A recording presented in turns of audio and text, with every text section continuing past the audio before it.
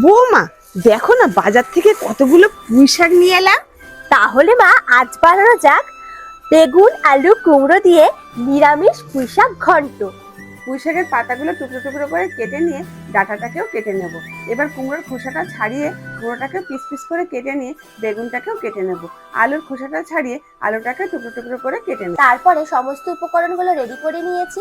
শিলনোড়ার সাহায্যে আদা আর গোটা জিরে সামান্য একটু জল দিয়ে ভালো করে বেটে দিলাম।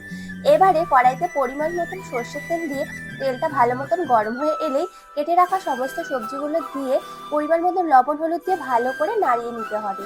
ভালো মতন ভাজা হয়ে গেলে একটা পাত্রে তুলে নেব। এবারে ফোড়নে তেজপাতা শুকনো লঙ্কা পাঁচফোড়ন দিয়ে হালকা ভাজা ভাজা হয়ে গেলে শিলনোড়া মশলা বাটাটা দিয়ে ভেজে রাখা সমস্ত সবজিগুলো দিয়ে কেটে রাখা পুঁই শাকগুলো দিয়ে সবকিছু একসাথে ভালো করে নাড়িয়ে পরিমাণ মতো লবণ হলুদ দিয়ে ঢাকা দিয়ে দেবো। এবারে দুটো চেরা কাঁচা লঙ্কা দিয়ে হালকা নাড়াচাড়া করে ঢাকা দিয়ে দেবো। কিছুক্ষণ পর ঢাকনাটা খুলে পরিমাণ মতো চিনি দিয়ে হালকা নাড়াচাড়া করে নিলে রেডি আমাদের কুমড়ো আলু বেগুন দিয়ে পুঁই শাকের ঘন্ট। টেস্ট করানো যাক। কেমন, ভালো তো? দারুণ।